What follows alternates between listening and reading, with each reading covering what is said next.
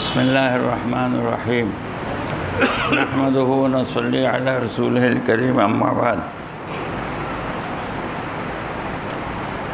میرے محترم بزرگوں، بھائیوں اور دوستوں، کوئی بھی محنت سیرت کی روشنی میں ہوگی تو وہ کامیاب ہوگی۔ سنت اور شریعت سے اگر کام ہٹ جائے گا تو وہ کام نہیں بڑھے گا، آگے نہیں چلے گا۔ بنیاد ہے سنت اور شریعت، قرآن اور حدیث کی روشنی میں کام ہونا چاہیے۔ اگر قرآن حدیث کی روشنی میں ہوگا تو اللہ کی مدد ہوگی، اللہ کی نصرت ہوگی۔ اس لیے یہ ضروری ہے کہ ہم جو بھی کام کر رہے ہوں وہ کام علماء اور اہل اللہ کی نگرانی میں بھی ہو اور علماء اور اہل اللہ کی سرپرستی میں ہو۔ ہم ان کی نظروں سے کام کو گزاریں۔ اگر کسی کمی بیشی پر وہ نشاندہی کریں تو ہم اس کو قبول کریں۔ اللہ تبارک و تعالی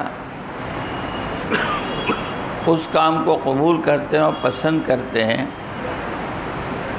جو کام علماء اور اہل اللہ کی نگرانی اور سرپرستی میں ہوتا ہے اور ان کی نظروں سے ہو کر گزرتا ہے۔ ان کی تائید پہلے اللہ دیکھتے ہیں۔ جس کام کے ساتھ علماء اور اہل اللہ کی تائید ہوتی ہے وہ کام آگے بڑھتا ہے۔ حضرت مولانا الیاس صاحب رحمۃ اللہ علیہ نے اپنے پورے دور میں اس بات کی کوشش کی کہ ہمارے اس کام کے ساتھ اس وقت کے علماء اور اہل اللہ کی تائید ہو جائے۔ تائید لینے کے لیے سفر کرتے تھے، جاتے تھے، اپنا کام پیش کرتے تھے، اپنا کام رکھتے تھے کہ یہ لوگ ہاں کہیں، کیونکہ علماء کو اور اہل اللہ کا قلب قرآن و سنت کے نور سے منور ہوتا ہے۔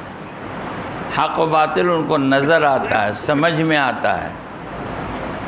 جس چیز کی وہ تائید کرتے ہیں اللہ بھی اس کی تائید کرتا ہے، اور وہ اسی چیز کی تائید کرتے ہیں جس چیز کو منشأ الہی میں دیکھ لیتے ہیں کہ اللہ تعالیٰ اس کو پسند کر رہے ہیں۔ حضرت مولانا الیاس صاحب رحمۃ اللہ علیہ نے اس کے لیے بہت سفر کیا۔ علماء فرنگ محلی سے تائید لینے کے لیے مولانا الیاس صاحب لکھنؤ تشریف لے گئے۔ اس کا پورا واقعہ ہے، لکھنؤ تشریف لے گئے۔ کوئی کام جانتا نہیں تھا، کام کا خاکہ تو مولانا الیاس صاحب رحمۃ اللہ علیہ کے پاس تھا، عملی شکل کوئی بھی نہیں تھی تاکہ دکھایا جا سکے کہ یہ کام ہے۔ علماء کو اشکال تھا شروع میں، چونکہ نام اس کا پڑ گیا تبلیغی جماعت، تو علماء کا اشکال تھا کہ تبلیغ ایک نازک امر ہے، عوام اس کو کیسے کرے گی؟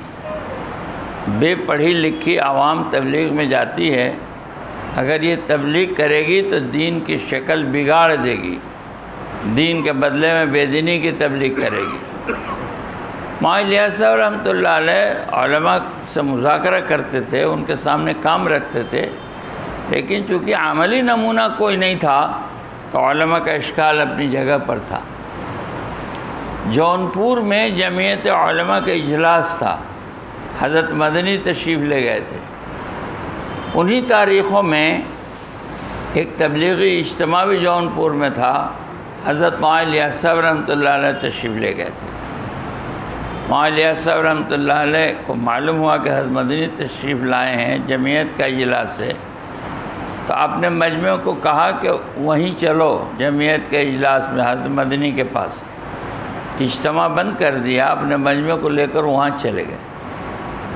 وہاں گئے تو حضرت مدنی نے دیکھا کہ مولانا الیاس صاحب آ گئے، تو کہا اب میری بات نہیں ہوگی، اب بات الیاس کی ہوگی۔ تو مولانا الیاس صاحب رحمۃ اللہ علیہ نے بات کیا، چونکہ عملی نقشہ سامنے نہیں تھا۔ علماء اشکال کرتے تھے کہ تبلیغ جیسا نازک کام عوام کیسے کرے گی۔ مولوی صاحب سمجھاتے تھے کہ اس کی شکل تبلیغ ہے، اصل یہ تمرین ہے، یہ تبلیغ کرتے نہیں ہیں، یہ دین کی بات، اس ایمان کی بات اور نماز کی بات، علم کی بات یہ اس لیے کرتے ہیں تاکہ ان کے اندر خود آ جائے، سیکھنے کے لیے کرتے ہیں بات، جیسے مدرسے میں تکرار ہوتی ہے۔ مولوی صاحب رحمۃ اللہ علیہ نے اس زمانے کے مفتی عالم مفتی کفایت اللہ صاحب رحمۃ اللہ علیہ کے پاس میواتیوں کو بار بار بھیجا تاکہ ان کے طرف سے تائید ہو جائے۔ مولانا آزاد صاحب کو خود دعوت نہیں دیا، بلکہ مولانا آزاد جہاں رہتے تھے وہاں پر ان کے باغ میں اور باورچی خانے میں کام کرنے والا جو عملہ تھا وہاں جماعتیں جا کے ان کو دعوت دیتی تھی۔ جب وہ خدمت گزاروں کی زندگی میں دین آیا تو مولانا آزاد نے پوچھا ان لوگوں سے کہ تم لوگوں میں تبدیلی دیکھ رہے ہیں؟ تو ہاں، وہ مولانا الیاس صاحب کی ایک جماعت ہے، ہم لوگ اس میں جاتے آتے ہیں۔ تو فرمایا ہاں مولانا ایک اچھا کام کر رہا ہے۔ مولانا الیاس صاحب بہت خوش ہوئے مولانا آزاد کی تائید پر۔ تو اس طرح دنیا کے ہندوستان کے پرانا ہندوستان اس کے ممالک میں اس کام کو پیش کر کے علماء سے تائید دی۔ پھر عرب گئے، عرب کے علماء کو جمع کیا، پھر عرب کے علماء کو جمع کر کے ان سے تائید لی کہ وہ تائید کریں کہ یہ کام حق ہے اور یہ کام سچ ہے۔ وہاں سے بھی تائید ہوئی کہ ہاں یہ کام حق ہے اور سچ ہے۔ پھر کام چلا۔ تو ہم جس شہر میں بھی ہیں، ہم عمرہ میں رہتے ہیں، ہم کوشش کریں کہ ہماری محنت کا ایک حصہ یہ بھی ہو کہ ہم علماء کرام کے پاس جائیں، ہم اہل اللہ کے پاس جائیں، مسجد کے جو ذمہ دار ہیں ان کے پاس جائیں، ان سے ملیں، ان سے رسم رسوخ پیدا کریں، ان سے باتیں کریں تاکہ علماء کے سامنے یہ کام آوے۔ وہ جانتے ہیں کام کو، جب ہم جائیں گے تو ان کو لگے گا کہ ہاں یہ ہمارے پاس آئے۔ تو ہر شہر میں جو علماء و صلاح ہیں ان سے ملنا جلنا، ان سے بات کرنا، ان کے سامنے اپنی کارگزاری سنانا۔ مولانا الیاس صاحب رحمۃ اللہ علیہ فرماتے تھے علماء کی زیارت کو عبادت سمجھو، ان کے پاس دعا کے لیے جاؤ، متوجہ ہو تو کارگزاری سناؤ، ان کی تشکیل مت کرو۔ مولانا الیاس صاحب منع کرتے تھے کہ عوام علماء کی تشکیل کرے۔ عوام علماء کی تشکیل کرے گی تو کیا کہے گی کہ 10 سال تو آپ 12 سال آپ دین پڑھ کے آئے، اب تبلیغ میں کاہے کے لے جائیں؟ تو بعض لوگ یہ کہہ دیا کرتے ہیں کہ 10 سال 12 سال مدرسے میں تو آپ نے قرآن سیکھا، اب ایمان سیکھنے جماعت میں چلیے۔ یہ علماء کی بھی توہین ہے اور مدرسوں کی بھی توہین ہے کہ مدرسے میں ایمان نہیں سکھلایا جاتا۔ علماء کی تشکیل ہے، لیکن اس کی تشکیل کا طریقہ ہے اور انداز ہے۔ ایک تو ہے کہ ان کے اساتذہ کہیں کہ بھائی تم اللہ کے راستے میں جاؤ، یا تبلیغ کا کام ہوتا ہے اس کو کرو، جیسے دارالعلوم دیوبند والے کہتے ہیں، سہارنپور والے کہتے ہیں اپنے شاگردوں کو کہ بھائی تم جانا تو وہاں جماعت کا کام ہوتا ہے، اس میں جوڑنا، اس کو کرنا، سال کی بھی تشکیل کرتے ہیں، ان کا حق ہے، وہ استاد ہیں، کہتے ہیں۔ ہمہ شمہ کا کام نہیں ہے۔ ہمارے لیے یہ بتاتے ہیں کہ علماء کو اس کام میں شریک کرنے کے لیے آپ جماعت بنائیے، آپ علماء کے پاس لے جائیے، مسجد کے امام کے پاس لے جائیے، مدرسے کے محتمی کے پاس لے جائیے، حضرت ہم بے پڑھے لوگ ہیں، ہماری یہ 3 دن کی چلے کی جماعت ہے، اگر آپ چلتے تو ہم آپ سے دین سیکھ لیتے۔ یہ ان کے شان کے مطابق ہے کہ ہم یہ پیش کر رہے ہیں کہ ہم دین نہیں جانتے ہیں، آپ دین جانتے ہیں، آپ چل کے ہم کو دین سکھلائیے۔ اب وہ عذر کریں گے کہ میرے ذمے دینی کام ہے، دینی خدمات ہے، مسجد ہے، مدرسہ ہے، مکتب ہے، ہم کیسے چلے جائیں؟ مولانا الیاس صاحب رحمۃ اللہ علیہ کہتے تھے تمہارا دنیا چھوڑ کے نکلنا مشکل ہے، وہ دین چھوڑ کے کیسے نکلیں؟ تو آپ ان کے سامنے پیش کرو کہ حضرت ایک نائب امام بحال کر لیجئے، جب آپ ہماری تعلیم و تربیت کے لیے جائیں گے تو نائب امام صاحب نماز پڑھائیں گے، اور نائب امام صاحب کی جو تنخواہ ہوگی وہ ہم لوگ دیں گے، مسجد پر کوئی بوجھ نہیں ہوگا۔ یا محتمم صاحب سے کہ مدرسے میں ایک اضافی استاد بحال کر لیجئے جو استاد جماعت والوں کی تعلیم تربیت کے لیے باہر جائے، ان کے سبق کو یہ اضافی استاد پڑھا دیا کریں گے، اور یہ جو اضافی استاد ہوگا اس کی تنخواہ ہم لوگ دے دیں گے۔ تو تشکیل ہو گئی نہیں ہو گئی، اور عزت کے ساتھ ہوئی، احترام کے ساتھ ہوئی، اور واقعی یہ کوئی بناوٹی اور تصنع کی بات نہیں ہے۔ ہم دین نہیں جانتے، ہم دین نہیں جانتے، 4 مہینے میں دین نہیں آتا ہے، دین کی بنیادی باتیں آتی ہیں اور دین کا شوق پیدا ہوتا ہے۔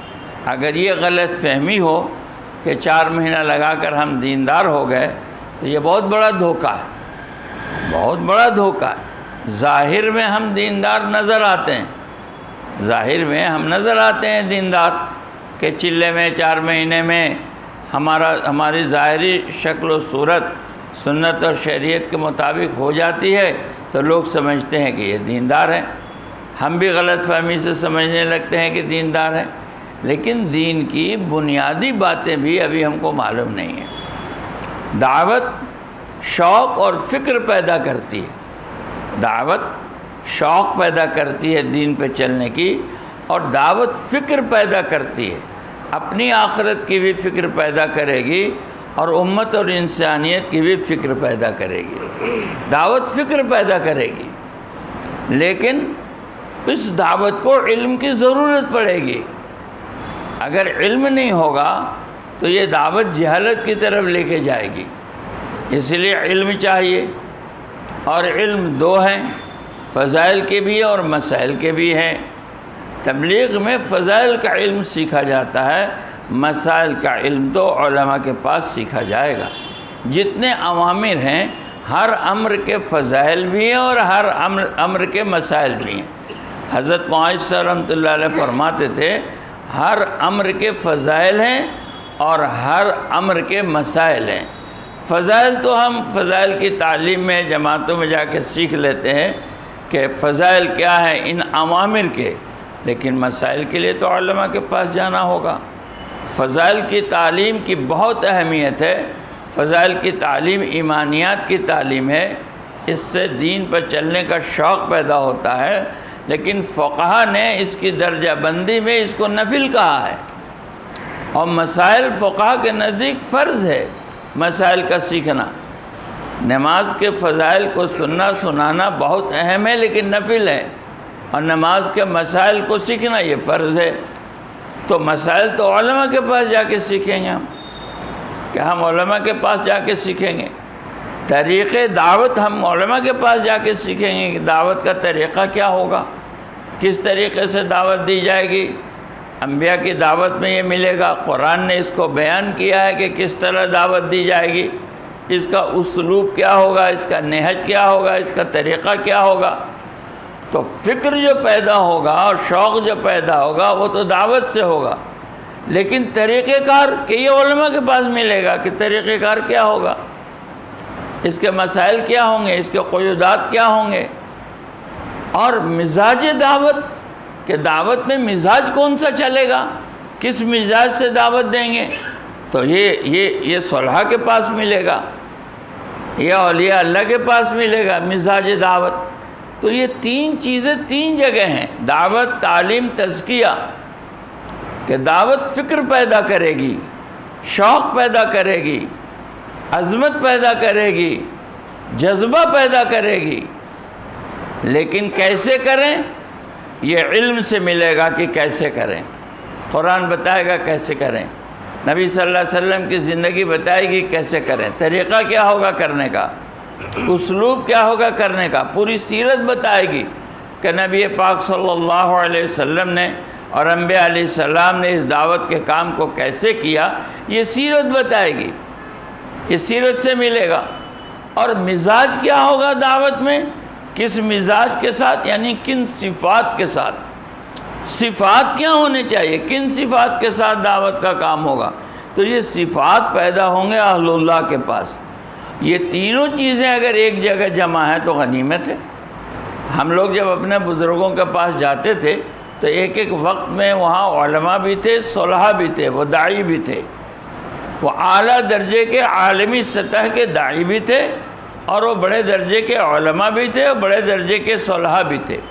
مجمع اتنا بڑھ گیا کہ بار بار وہاں جانا نہیں ہوتا، حالانکہ مولانا الیاس صاحب رحمۃ اللہ علیہ فرماتے تھے کہ اپنے اصل کی طرف بار بار لوٹتے رہو، اپنے اصل کی طرف بار بار لوٹتے رہو، یعنی یہ جو کام کو لے کے چلنے والا جو اگلا طبقہ ہے اس کی طرف بار بار لوٹتے رہو۔ تو اگر علم نہیں ہوگا تو جہالت کی تبلیغ ہوگی، ذکر نہیں ہوگا تو غفلت کے ساتھ تبلیغ ہوگی۔ علم اور ذکر کو مولانا الیاس صاحب رحمۃ اللہ علیہ نے دو بازو بتایا کہ جیسے چڑیے کے پرواز کے لیے دو بازو ہے، اسی طرح تبلیغ کے اس کام کو کرنے کے لیے علم بھی چاہیے، ذکر بھی چاہیے، اہل اللہ کی صحبت بھی چاہیے، جس سے مزاج نبوت کا پتہ چلے، نبوت والے صفات کا پتہ چلے کہ دعوت کے اندر ایک داعی کی صفات کیا ہونی چاہیے۔ اور مولانا الیاس صاحب کہتے تھے کہ علم نہیں ہوگا تو جہالت کی تبلیغ ہوگی، اور ذکر نہیں ہوگا تو غفلت کے ساتھ تبلیغ ہوگی۔ آگے ایک بات بہت اہم یہ کہتے تھے مولانا الیاس صاحب، وہ ہمارے غور سے سننے کی چیز ہے کہ اگر علم و ذکر ہوا اور دعوت نہیں ہوئی تو دین خصوص سے عموم میں نہیں جائے گا۔ یہ بہت سمجھنے کی بات ہے۔ علم بھی ہے اور ذکر بھی ہے اور دعوت نہیں ہے تو دین خصوص سے عموم میں نہیں جائے گا، بلکہ خصوص سے خصوص میں رہ جائے گا، طالب سے طالب میں رہ جائے گا۔ جب دین خصوص سے خصوص میں آنے جانے لگے گا اور خصوص سے عموم میں نہیں جائے گا تو دین پھیلے گا نہیں، اس کا پھیلنا بند ہو جائے گا۔ ایک زمانہ ایسا آئے گا کہ دین اس طرح سمٹ جائے گا جس طرح سے سانپ اپنے بل میں سمٹ جاتا ہے۔ دین سمٹتا کب ہے؟ دین سمٹتا اس وقت ہے جب طالب سے طالب میں جائے گا، جب خصوص سے خصوص میں جائے گا۔ 4% بچے اس وقت مدرسے میں ہیں، 96% بچے اسکول میں ہیں، 10-15% لوگ 20% لوگ بمشکل تمام مسجد میں ہیں، 80% لوگ مسجد سے باہر ہیں۔ تو بے طلب زیادہ ہیں یا طلب والے زیادہ ہیں؟ دیندار زیادہ ہیں یا بے دین زیادہ ہیں؟ تعداد کس کی زیادہ ہے؟ اگر دین سے منتقل ہو، دینداروں سے دینداروں میں منتقل ہو تو یہ 80% مجمع کہاں جائے گا؟ یہ تو کبھی دیندار نہیں بنے گا۔ 4% مدرسے والے ہیں، 96% اسکول کالج والے ہیں۔ دین جب مدرسے میں سمٹ کے رہ جائے گا، خانقاہوں میں سمٹ کے رہ جائے گا تو یہ عوام میں جائے گا کیسے؟ تو عوام میں جانے کے لیے دعوت چاہیے کہ علم اور ذکر ہر مسلمان کے اندر پہنچ جائے، ہر گھر میں پہنچ جائے، ہر فرد میں پہنچ جائے، ہر فرد علماء کے پاس جا کے علم سیکھنے والا بن جائے، اہل اللہ کے پاس جا کے ذکر سیکھنے والا بن جائے۔ اس کی طلب اور تڑپ اور شوق ہر امت کے ہر فرد میں پیدا ہو جائے، اس کے لیے تو دعوت چاہیے کہ دعوت ہی اس کو لے کے گھر گھر جائے گی۔ یہ 2.5 گھنٹے کی ملاقات اس کو لے کے گھر گھر جائے گی، یا ہمارے گشت اس کو لے کے گھر گھر جائیں گے، گشت کرنے والا عملہ لے کے جائے گا۔ ہم جماعتوں میں نکل کر جو تعلیمی گشت کرتے ہیں یہ اس کو لے کے جائے گا گھر گھر۔ آخر ہر گھر پر یہ پہنچے گا کیسے اور ہر فرد پر پہنچے گا کیسے؟ اس کے لیے دعوت چاہیے۔ تو یہ لازم اور ملزوم چیز ہے۔ جیسے دعوت کے لیے علم و ذکر شرط ہے، ایسے ہی علم اور ذکر کو ہر فرد اور ہر گھر تک پہنچنے کے لیے دعوت شرط ہے۔ یہ دونوں لازم ملزوم ہیں۔ اگر دعوت ہوئی علم و ذکر نہیں ہوا تو یہ غفلت ہوگی، جہالت ہوگی۔ علم و ذکر ہے لیکن دعوت نہیں ہے تو یہ خصوص سے خصوص میں رہے گا، یہ عموم میں نہیں پہنچے گا۔ اس لیے مولانا الیاس صاحب رحمۃ اللہ علیہ کہتے تھے کہ میں یہ چاہتا ہوں کہ تعلیم تو حضرت تھانوی کی ہو، طریقہ کار میرا ہو۔ تعلیم حضرت تھانوی کی ہو، طریقہ کار میرا ہو۔ اور فرماتے تھے کہ میں یہ چاہتا ہوں کہ ہمارے اس کام کے ذریعے سے حضرت تھانوی کا علم گھر گھر تک پہنچ جائے۔ میرے اس کام کے ذریعے سے حضرت تھانوی کا علم گھر گھر پہنچ جائے۔ حضرت معین انور حضرت رحمۃ اللہ علیہ کا یہ معمول تھا کہ حضرت تھانوی کی کوئی نہ کوئی کتاب ان کے مطالعے میں ہوتی تھی۔ یہ ہمارے لیے بھی ہے، جن بزرگوں کی صحبت اب نہیں ملے گی، وہ دنیا سے چلے گئے، تو علماء نے لکھا ہے کہ ان کے قائم مقام ان کے ملفوظات ہیں یا ان کے قائم مقام ان کی تصنیفات ہیں۔ اگر ان کے ملفوظات کو پڑھیں گے تو گویا آپ ان کی مجلس میں ہیں۔ ان کے سوانح کو پڑھنا، ان کے ملفوظات کو پڑھنا، ان کے تصنیفات کو پڑھنا، اب حضرت مولانا الیاس صاحب نہیں ملنے والے ہیں، لیکن ان کی مجلس میں شریک ہونے کے لیے کیا کرنا پڑے گا کہ ان کی سوانح پڑھیں، ان کے ملفوظات پڑھیں۔ حضرت مولانا علی میاں صاحب نہیں ملنے والے ہیں، ان کی مجلس کے لیے کیا کریں گے؟ تو ان کی کتابیں پڑھیں۔ تو ہم جب بزرگوں کے ملفوظات کو، سوانح کو، کتابوں کو مطالعے میں رکھیں گے تو گویا ہم ان کی مجلس میں ہیں۔ اس سے ہماری اصلاح ہوگی، ہماری زندگی بدلے گی۔ تو ایک کام تو یہ ہے کہ ہم جس شہر میں بھی ہیں اس شہر کے علماء و صلحاء سے ہمارا ربط ہو۔ یہ ربط صرف تشکیلی نہیں ہو کہ آپ جماعت میں کب جائیں گے، بلکہ ایک ارادت مندانہ ربط ہو۔ ہمارے مسجد کے امام صاحب ہیں، ہم کو ملنا چاہیے، ہمارے شہر کے علماء ہیں، ہم کو ملنا چاہیے۔ اگر کسی کمی بیشی پہ وہ نشاندہی کرتے ہیں، کچھ کہتے ہیں، تو ہم کو رائے مشورے سے ہم کو اس میں اصلاح کرنی چاہیے، اور ہم سے ان کا تعلق اور ربط مضبوط ہونا چاہیے، مضبوط۔ حضرت مدنی رحمۃ اللہ علیہ سے ایسا ربط تھا مولانا الیاس صاحب رحمۃ اللہ علیہ کا کہ ڈھال کی طرح حضرت مدنی کھڑے رہتے تھے اس کام کی حفاظت کے لیے، ڈھال کی طرح۔ شاگردوں نے ایک مرتبہ سوال کیا تبلیغ کا کام کیسا ہے؟ حضرت نے کہا بہت اچھا ہے۔ حضرت مدنی نے تو شاگرد تو بے تکلف ہوتے ہیں، کہنے لگے آپ کیوں نہیں جاتے ہیں، آپ کیوں نہیں جاتے؟ حضرت نے فرمایا دیکھو یہ خبیث ہے نا، خبیث سور، انگریزوں کے بارے میں کہا، چونکہ آزادی کی لڑائی چل رہی تھی۔ اگر ہم وہاں چلے جائیں گے تو یہ ابھی ننھا سا پودا ہے، ابھی سے اس کے پیچھے لگ جائیں گے۔ یہ ہم اس لیے نہیں جاتے اس کے حفاظت کے خیال سے کہ یہ ذرا جڑ پکڑ لے، ذرا جڑ پکڑ لے یہ کام، ورنہ ابھی ہی اس کے پھیرے میں پڑ جائیں گے۔ اور مولانا الیاس صاحب رحمۃ اللہ علیہ کہتے تھے حضرت مدنی کے بارے میں کہ یہ لوگ شیر ہیں، شیر، یہ باطل کا مقابلہ سینہ تان کے کرتے ہیں۔ اپنی مثال تواضع سے دی کہ ہم ایسے ہیں جیسے لکڑی میں دیمک لگتا ہے، اندر اندر اندر اندر کھوکھلا کرتا ہے، پھر وہ دیمک اس لکڑی کو کھا لیتا ہے اور لکڑی گر جاتی ہے۔ تو ایک کام تو یہ کرنا ہے، اپنے شہر کے کام کو بڑھانے کے لیے علماء سے ملنا جلنا، ان کی تائید لینا، ان کو کام میں شریک کرنا، ان سے اچھے تعلقات ہونا، علماء کے ساتھ کھلانا پلانا پہنانا اڑانا ہدیہ تحفہ پیش کرنا، یہ اچھی بات ہے، لیکن اصل علماء کی عزت تعظیم یہ ہے کہ ان سے دین سیکھا جائے۔ اصل عزت ہدیہ دینا نہیں ہے، وہ بھی اچھا کام ہے، کرنا چاہیے، یہ بھی سنت ہے، شریعت ہے کہ علماء کے ساتھ اچھے بول بولے جائیں، ان کی خدمت کی جائے، اچھی بات ہے، لیکن اصل ان کی عزت یہ ہے کہ ان سے دین سیکھا جائے۔ حضرت ہم کو وضو بتا دیجئے، غسل بتا دیجئے، قرآن صحیح کرا دیجئے، ہم حج میں جانے والے ہیں حج سکھلا دیجئے، ہم تجارت کرنے والے ہیں تجارت سکھلا دیجئے، میری شادی ہونے والی ہے مجھے شادی کا دین سکھلا دیجئے، میں بوڑھا ہوا میری وراثت میرے بچوں میں تقسیم ہونے والی ہے، مجھے وراثت کا دین بتا دیجئے۔ علماء کے پاس جا کے دین سیکھنا، یہ اصل ان کی تعظیم ہے، ان کی عزت ہے، ان کی توقیر ہے۔ ایک کام تو یہ۔ دوسرا کام یہ ہے کہ جس شہر میں ہم رہتے ہیں اس شہر میں بااثر لوگ ہوں گے، جو بھی بااثر لوگ ہیں وہ وقت دیں نہ دیں، چلا 4 مہینہ ہو سکتا ہے دیں نہ دیں، ہمارے کام کے طرف سے ان کا ذہن صاف رہے، ہمارے کام کے طرف سے ان کے ذہن میں کوئی الجھن نہ ہو یا کوئی غلط بات ان کے ذہن میں نہ ہو۔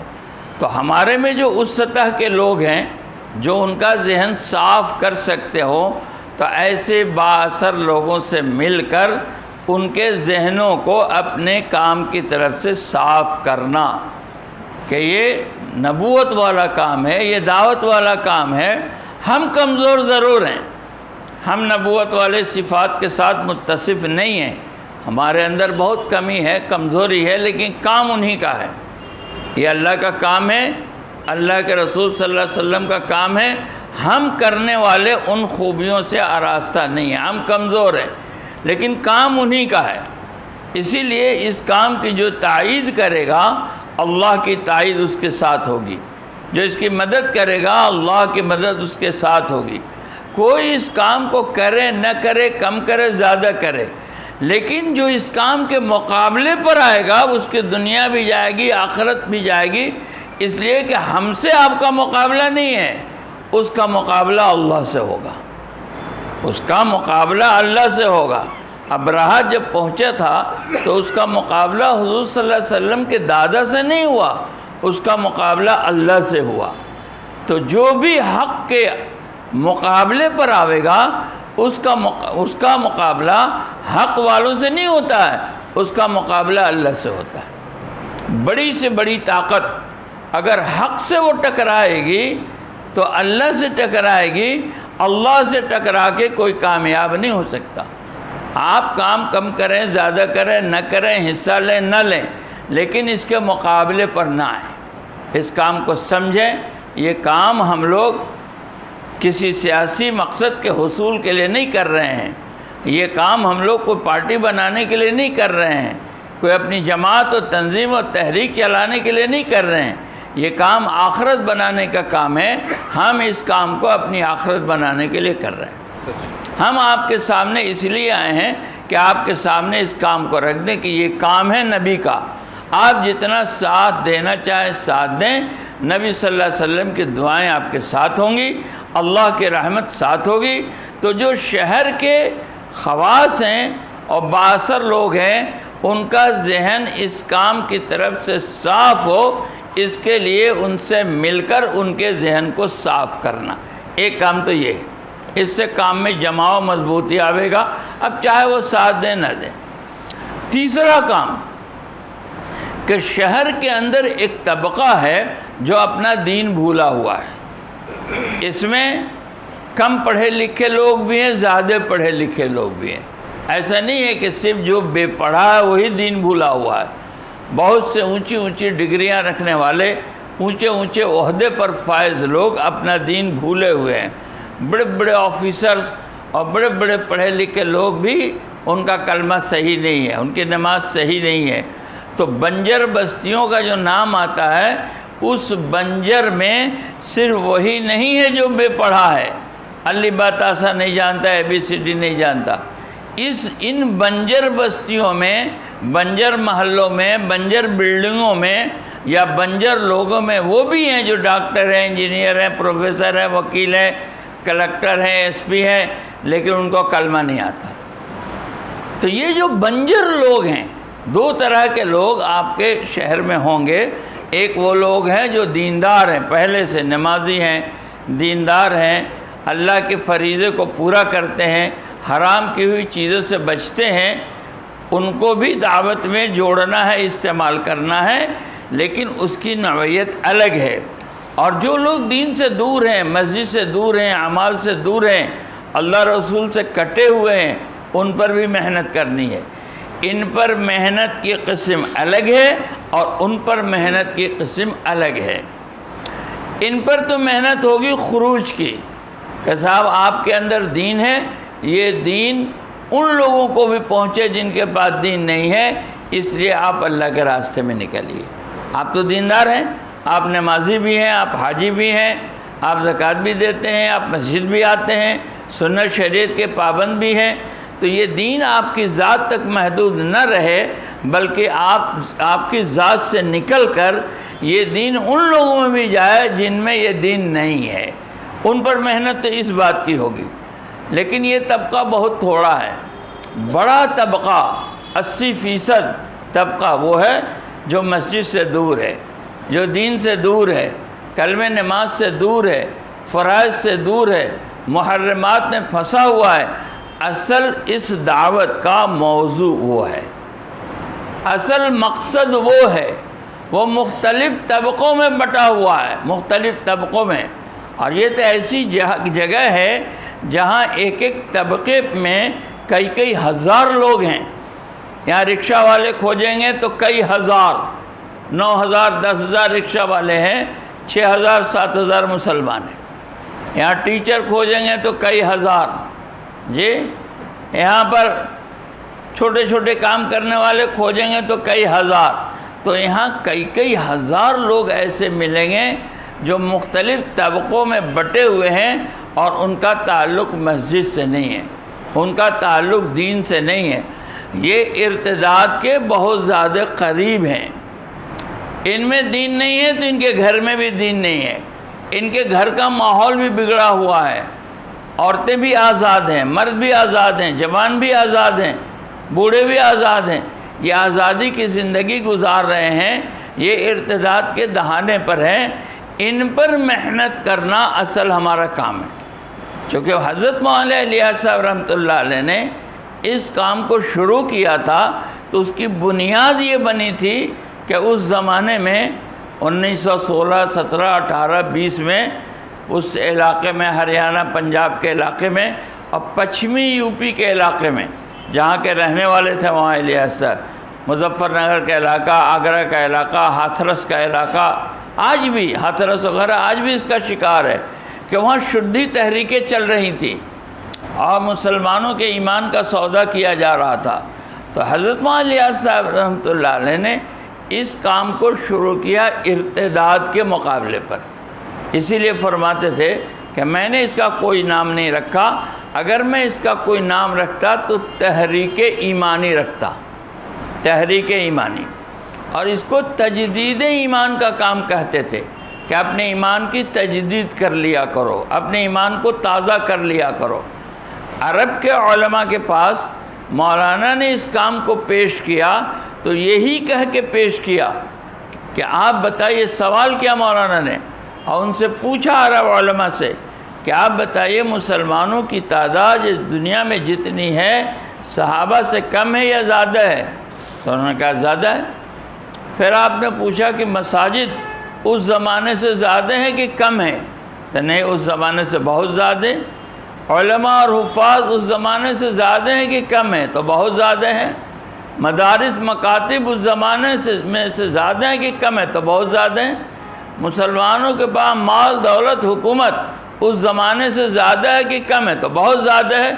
اب مولانا نے سوال کیا پھر مسلمان پوری دنیا میں اتنے پست کیوں ہیں، بے یار و مددگار کیوں ہیں، پھر اس طرح سے ان پر ذلت کیسے چھائی ہوئی ہے، اس کی وجہ کیا ہے؟ تو کوئی اس کا جواب نہیں دے سکا. لوگوں نے مولانا ہی سے پوچھا کہ آپ ہی بتا دیجئے کیا جواب ہے. تو مولانا نے فرمایا یہ اس کی وجہ ضعف ایمانی ہے، ایمان میں کمزوری ہے، ایمان میں ضعف ہے. ایمان میں ضعف ہونے کی وجہ سے تمام دنیا کے اسباب و وسائل ہونے کے باوجود مسلمان ڈرا ہوا ہے، سہما ہوا ہے، گھبرایا ہوا ہے، ذلت میں ہے، پشیمانی میں ہے. اس کی وجہ ایمان کی کمزوری ہے. اس لیے اس کام کی بنیاد مولانا نے اس پر رکھی ہے. اور مولانا یہ کہتے تھے کہ یہ جو مسلمانوں میں علم کے اعتبار سے جو غریب ہے یا مال کے اعتبار سے جو غریب ہے، اس کے ارتداد کا زیادہ خطرہ ہے. جو جہالت اور غربت یہ دو اسباب ہیں ارتداد کے. جاہل ہوگا تو تھوڑی سی لالچ میں اپنا دین بیچ دے گا، اور غریب ہوگا تو تھوڑے سے کام کے لیے اپنا دین بیچ دے گا. جی اس لیے جہالت اور غربت یہ ارتداد کے اسباب ہیں. تو مولانا کہتے تھے کہ ان پر اصل محنت ہے، ان پر محنت کرو. اس کا مطلب ہمارے یہاں کے مسکین اور فقیر صرف ہوں نہیں، بلکہ اونچے اونچے تنخواہوں میں اور اونچے اونچے ڈگریوں میں رہنے والے بھی اپنا کلمہ بھولے ہوئے ہیں، اپنا دین بھولے ہوئے ہیں. جو اپنا دین بھول گیا ہے وہ ہماری محنت کا اصل میدان ہے. کسی نہ کسی نوعیت سے جو دین پر ہے اس کو تو ہم استعمال کریں گے کہ اپنا دین سفر کر کے جا کے جہاں دین نہیں ہے وہاں پہنچاؤ۔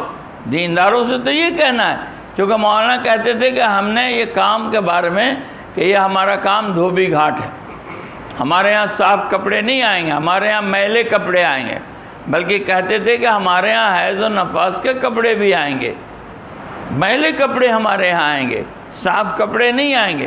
تو ہمارا کام ان لوگوں میں ہے جو دین بھولے ہوئے ہیں، ایسے لوگوں کو تلاش کرنا ہے، گھروں میں، جھگیوں میں، جھوپڑیوں میں، سڑکوں میں ایسے لوگوں کو تلاش کرنا ہے کہ وہ کون سا طبقہ ہے جو اپنا دین بھولا ہوا ہے، اس کو دین یاد دلا دینا۔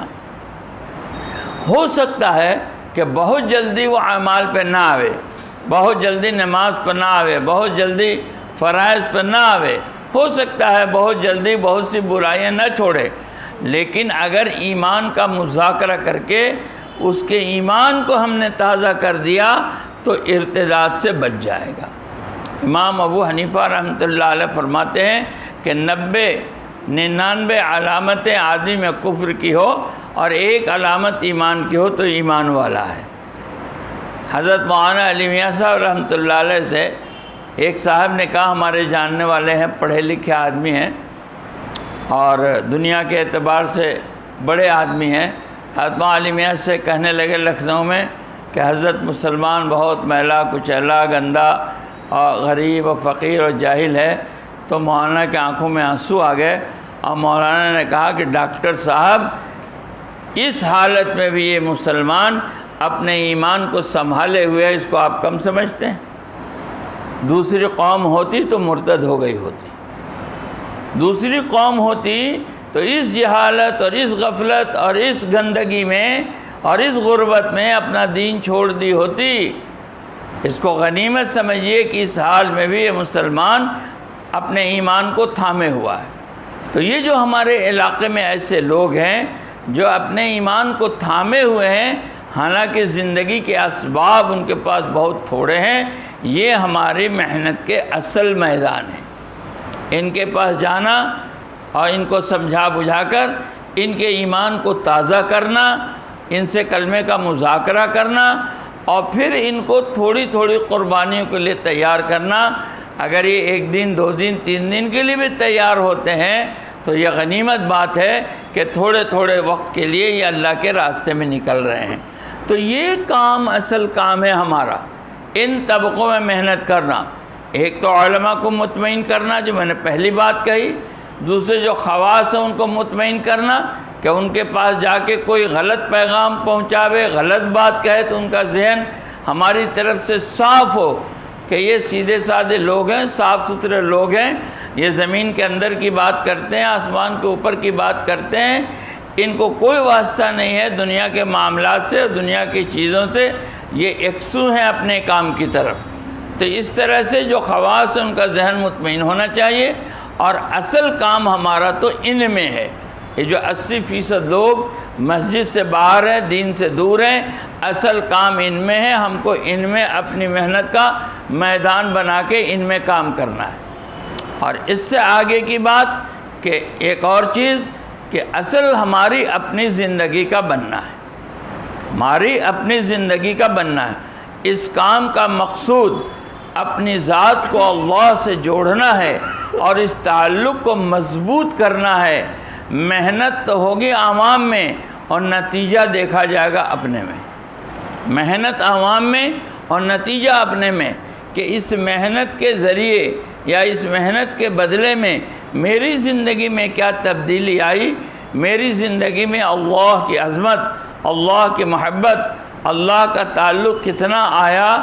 اللہ کی محبت جب اندر میں آئے گی تو اس کی لذت محسوس ہوگی، لذت، وہ لذت پھر اعمال میں نظر آئے گی، پھر نماز میں وہ لذت نظر آئے گی، ذکر میں وہ لذت نظر آئے گی، تلاوت میں وہ لذت نظر آئے گی، دعاؤں میں وہ لذت نظر آئے گی۔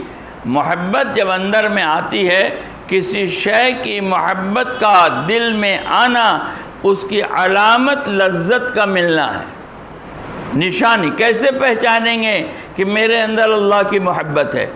کیسے پہچانیں گے کہ میرے اندر اللہ کی محبت ہے؟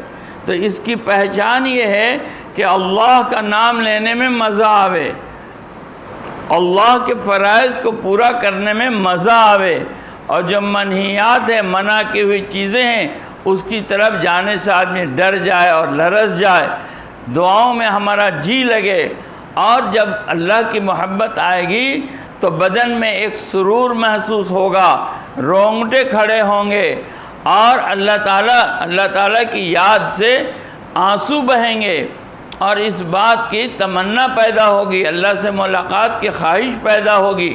یہ چیز پیدا ہوتی ہے جب اللہ کی محبت آتی۔ اللہ کی محبت کسبی چیز ہے، وہبی چیز نہیں ہے۔ یہ سمجھنا کہ اللہ کی محبت آپ آ جائے گی، یہ اللہ تعالیٰ دے دیں گے جس کو چاہیں گے، یہ وہبی چیز نہیں ہے، یہ کسبی چیز ہے، یہ محنت سے آتی ہے۔ اللہ کی محبت محنت سے آتی ہے۔ دو محبتیں ہیں، ایک فطری ہے جس کو نیچرل کہتے ہیں، فطری، جیسے اولاد سے محبت کا ہونا، بیوی سے محبت کا ہونا، عزیز و رشتہ داروں سے محبت کا ہونا، یہ فطری محبت ہے۔ فطری محبت تو اس میں ٹھہراؤ نہیں ہے، وہ آئے گی چلی جائے گی، کم ہوگی زیادہ ہوگی حالات کے اعتبار سے۔ اللہ کی محبت یہ عقلی محبت ہے، عقلی، کہ عقل سے اللہ کی محبت، عقل سے، کہ حضرت عمر رضی اللہ تعالی عنہ نے حضور صلی اللہ علیہ وسلم کے پاس آ کر جو فرمایا کہ مجھے آپ کی محبت ہر چیز سے زیادہ ہے لیکن اپنی جان سے زیادہ نہیں ہے، تو حضور نے فرمایا کہ وہ شخص، اس وقت تک کوئی شخص مسلمان نہیں ہو سکتا جب تک کہ اس کو میری محبت اپنی جان سے بھی زیادہ نہیں ہو۔ تو حضرت عمر نے فرمایا اب آپ کی محبت مجھے اپنی جان سے بھی زیادہ ہے۔ تو حضور نے فرمایا الآن یا عمر کہ یہ بات اب پیدا ہوئی تو پہلے سے پیدا ہونی چاہیے تھی۔ تو یہ محبت فطری نہیں ہے، یہ محبت عقلی ہے۔ تو یہاں جو بات ہو رہی ہے وہ عقلی محبت کی بات ہو رہی ہے، عقل سے، کہ عقل سے آدمی اللہ سے محبت کرے۔ تو اللہ سے محبت جب ہوگی تو اس کی علامتیں ہیں، نشانیاں ہیں۔ کیسے پتہ چلے گا کہ اللہ کی محبت ہو گئی؟ تو پتہ اس سے چلے گا کہ جب اللہ سے محبت ہوگی تو آدمی کو اللہ کا نام لینے میں، اللہ کے حکموں کو پورا کرنے میں لذت محسوس ہوگا، لذت محسوس ہوگا، اور سرور ہوگا، رونگٹے کھڑے ہو جائیں گے، آنکھوں سے آنسو جاری ہو جائیں گے جب اللہ کے کسی حکم کو پورا کرے گا، یا اللہ کے کلام کی تلاوت کرے گا، یا اللہ کا ذکر کرے گا، یا اللہ کا نام کوئی اس کے سامنے لے گا۔ حضرت ابراہیم علیہ السلام کے پاس فرشتے آئے اور بکریاں چرا رہے تھے، اور فرشتے نے ایک بار اللہ کہا تو وجد میں آ گئے، ادھر ادھر دیکھنے لگے، میرے اللہ کا نام کس نے لیا، میرے اللہ کا نام کس نے لیا؟ تب فرشتہ حاضر ہوا انسانی شکل میں کہ میں نے لیا۔ کہا کہ ایک بار اور لے لو۔ کہا نہیں۔ کیا دو گے؟ تو کیا لو گے تم؟ کہا یہ بکریاں آدھی دے دو۔ کہا لے لو آدھی بکری، لیکن میرے اللہ کا نام ایک بار لے لو۔ اب فرشتے نے پھر اللہ کہا، اللہ کا نام لیا، پھر وجد میں آ گئے، اس سے کہنے لگے اچھا ایک بار اور لے لو۔ کہا اب کیا دو گے؟ کہا وہ جو آدھی بکریاں بچی ہے وہ دے دوں گا۔ تو آدھی بکریاں دے دیا۔ اس فرشتے نے کہا اللہ، اب وجد میں آ گئے، کہنے لگے ایک بار اور لے لو اللہ کا نام۔ کہا اب کیا دو گے؟ کہا یہ بکریوں کو چرانے کے لیے چرواہا چاہیے، تو میں تمہارا غلام بن جاؤں گا، ان کو چراؤں گا۔ پھر اللہ کی طرف سے فرشتے نے پھر کہا کہ میں اللہ کا بھیجا ہوا ہوں، میں فرشتہ ہوں، میں کوئی انسان نہیں ہوں۔ اللہ نے بھیجا تھا یہ دیکھنے کے لیے کہ اللہ سے فرشتوں میں بات چلی تھی کہ ابراہیم کو اللہ سے کیسی محبت ہے، تو اس محبت کو دیکھا گیا کہ ابراہیم کو اللہ سے کیسی محبت ہے۔ اس کام کے مقاصد میں سے ایک مقصد یہ ہے کہ میرا تعلق میرے اللہ سے مضبوط ہو، اور یہ ظاہر ہوگا اعمال سے۔ بنیادی بات یہ کہ اعمال کہ فرائض کا اہتمام کتنا ہے، حرام کی ہوئی چیزوں سے ہم کتنا بچتے ہیں، منہیات سے کتنا بچتے ہیں، اور اللہ کے حکموں کو پورا کتنا کرتے ہیں، یہ چیز اللہ کے تعلق کو بتائے گی۔ اس کے بعد سے جو شریعت کے احکامات ہیں کہ سنت کے مطابق زندگی کا گزارنا، ایک تو فرائض کی پابندی کرنا، منع کی ہوئی چیزوں سے بچنا، پھر سنت کے مطابق زندگی گزارنا، اللہ کے اوامر کو حکم سمجھ کے پورا کرنا، یہ ایک درجہ ہے، اور اللہ کے اوامر کو اللہ کی محبت سے پورا کرنا یہ دوسرا درجہ ہے۔ ایک درجہ تو یہ ہے کہ حکم سمجھ کے کہ نماز اللہ کا حکم ہے میں پورا کرتا ہوں، روزہ اللہ کا حکم ہے میں پورا کرتا ہوں، فلاں چیز اللہ کا حکم ہے پورا کرتا ہوں، حکم کو بھی پورا کر رہا ہے، اور حکم کے ساتھ ساتھ دل میں اللہ کی محبت ہے۔ جیسے باپ کی بات آدمی حکم سمجھ کے مانتا ہے، اور ماں کی بات آدمی ماں کی مانتا اور محبت کی وجہ سے مانتا ہے۔ تو محبت کی وجہ سے اللہ کی بات ماننا کہ اللہ کی محبت کی وجہ سے ہم بات مانتے ہیں۔ اسی طرح اللہ کے رسول صلی اللہ علیہ وسلم کی جو سنتیں ہیں وہ حضور کی محبت کو سامنے رکھ کر اس پر عمل کرنا کہ یہ میرے نبی کی سنت ہے، یہ مجھے جان سے بھی زیادہ عزیز ہے، جان سے بھی زیادہ مجھے اس سے محبت ہے، میں اپنے نبی کی سنتوں کو ادا کر رہا ہوں۔ ہر سنت کو ادا کرنا محال ہے، لیکن جو کریں سنت کے مطابق کریں، نبی پاک صلی اللہ علیہ وسلم کی محبت کو سامنے رکھ کے کریں، تو اس سے اللہ کے رسول صلی اللہ علیہ وسلم کی محبت دل کے اندر آئے گی، اور اللہ کے حکموں کو اللہ کی محبت سے پورا کریں گے تو اللہ کا استحضار پیدا ہوگا، اللہ کا دھیان پیدا ہوگا، اخلاص والی نیت پیدا ہوگی کہ ہم اللہ کی محبت سے کر رہے ہیں، تو ان عملوں کی قیمت ہوگی، ان عملوں کی قیمت ہوگی، اور جب ان عملوں کی قیمت ہوگی تو اللہ کے ہاں اعمال نامے کے ترازو پر وہ بھاری و وزنی ہوں گی، اور پھر اس سے زمین پر اللہ کے فیصلے حق والوں کی حمایت میں ہوتے ہیں۔ حق والوں کی صرف محنت سے فیصلہ نہیں ہوتا، بلکہ محنت کے بعد جو عاجزی اور انکساری کی جاتی ہے اس سے فیصلہ ہوتا ہے۔ اس لیے مولانا الیاس صاحب رحمۃ اللہ علیہ یہ فرماتے تھے کہ محنت ایک چھٹاک اور دعا ایک من۔ محنت ایک چھٹاک، اس کا تناسب بتاتے تھے، ریشیو کہ کتنا محنت کتنی دعا، کہ محنت ایک چھٹاک اور دعا ایک من۔ اور حضرت عبداللہ صاحب رحمۃ اللہ علیہ فرماتے تھے 1 گھنٹہ محنت تو 6 گھنٹے دعا۔ تو دعا مولانا الیاس صاحب اپنے زمانے میں کہتے تھے کہ دعا میں کمی ہے۔ اگر وہاں دعا میں کمی تھی تو آج دعا میں کتنی کمی ہے۔ حضرت مولانا میاں صاحب رحمۃ اللہ علیہ کو مولانا الیاس صاحب رحمۃ اللہ علیہ نے خط لکھا تو اس خط میں یہ لکھا کہ جتنی محنتیں ہو رہی ہیں ان محنتوں سے بت بن رہا ہے، بت۔ یہ محنتیں بت، اس کو بت سے تشبیہ دیا، جو محنتیں ہم کر رہے ہیں یہ بت ہے، اس میں جان پڑے گی بے چینی سے، راتوں کی بے قراری اور بے چینی، کہ رات کو آدمی بے قرار ہو، بے چین ہو۔ کوئی ایسا آدمی نہیں ہے جس سے اللہ نے اپنے دین کا کام لیا ہو اور اس کے اندر بے چینی اور بے قراری نہ ہو۔ چین سے رہنے والا آدمی اور چین سے دنیا میں اپنی زندگی گزارنے والا آدمی وہ کوئی بڑا کام کر کے نہیں گیا ہے۔ ہر آدمی کی حالات زندگی آپ پڑھیں گے اور سنیں گے تو اس کو امت کے لیے بے چین اور بے قرار پائیں گے، تبھی اس سے کوئی کام ہوا ہے۔ امت کے لیے بے چین اور بے قرار ہونا تمام بزرگوں کے ہاں یہ ملے گا کہ جن سے اللہ نے کام لیا ہے وہ امت کے لیے رات بھر بے چین اور بے قرار ہوتے تھے، کروٹیں بدلتے تھے، کروٹیں۔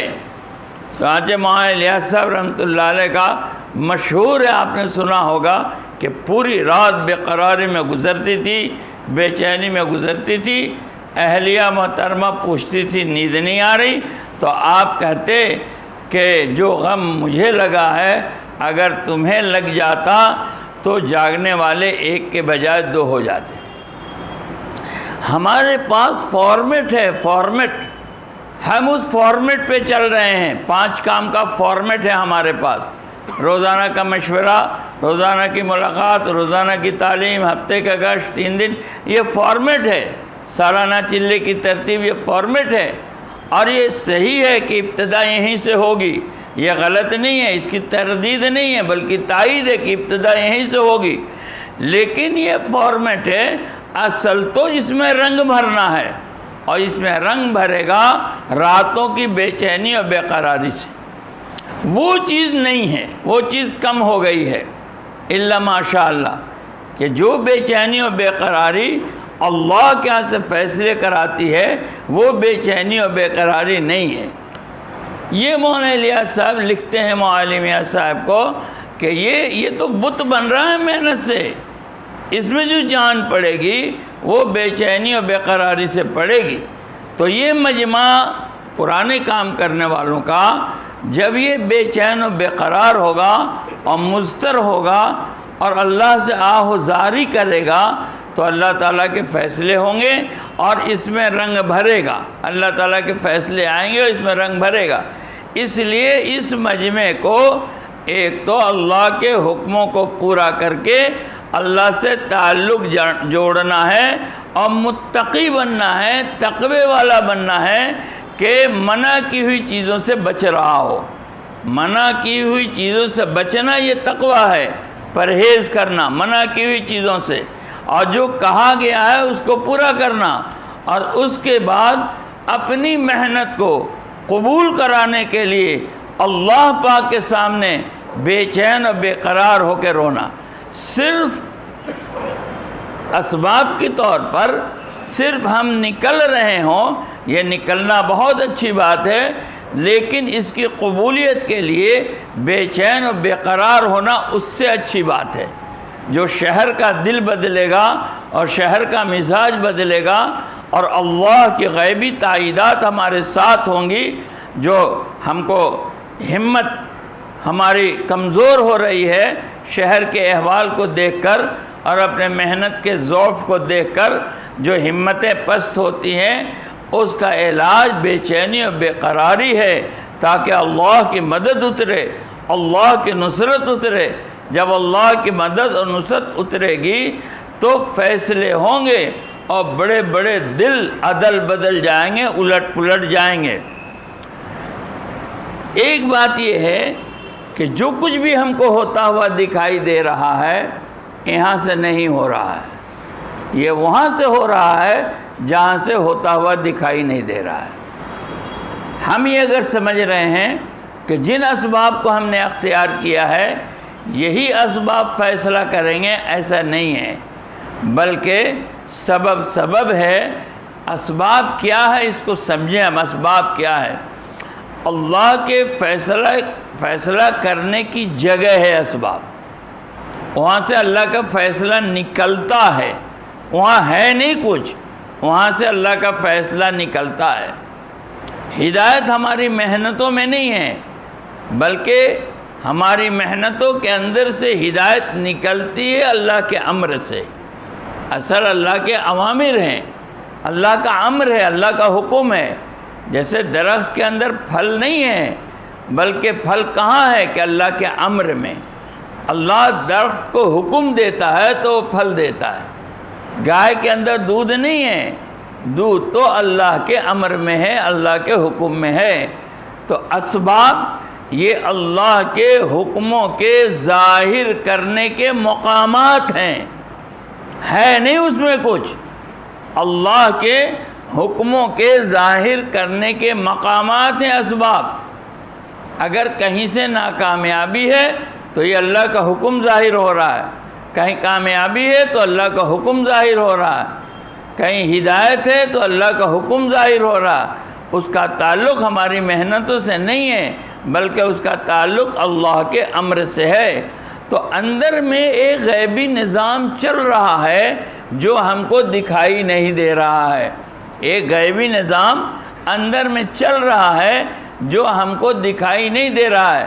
اگر ہماری محنت اللہ کی تائید کے ساتھ ہوگی اور ہماری محنت نبی پاک صلی اللہ علیہ وسلم کے سنت کے مطابق ہوگی اور ہماری محنت میں آہ و بکا اور گریہ زاری ہوگی تو اللہ کا امر وہاں سے ظاہر ہوگا جہاں سے ظاہر ہونے کے امکانات نہیں ہیں۔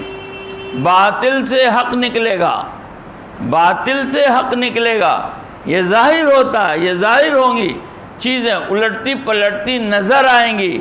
اگر محنت کا رخ صحیح ہے، سنت اور شریعت کے مطابق ہے، اور ہمارا تعلق اللہ سے صحیح ہے، اور ہم گریہ زاری کر رہے ہیں، تو پھر اللہ کا امر ظاہر ہوگا، اور وہ امر یہ بتائے گا کہ اللہ نے کیا فیصلے کیے۔ تو ایک باطن کا نظام اندر اندر چل رہا ہے۔ اس کے لیے میرے بھائیوں، بزرگوں، دوستو، ایک چیز یہ ہے کہ بے قرار ہونا اور اللہ کے سامنے مستر ہونا، اور اللہ کے سامنے آنسو بہانا، بے چین ہو کر آنسو بہانا، ایک چیز یہ ہے۔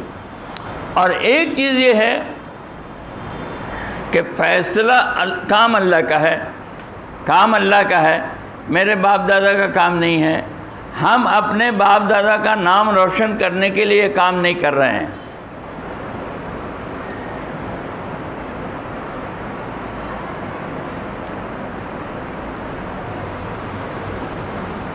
الحمدللہ، ہم یہ کام اپنے باپ دادا کا نام روشن کرنے کے لیے نہیں کر رہے ہیں۔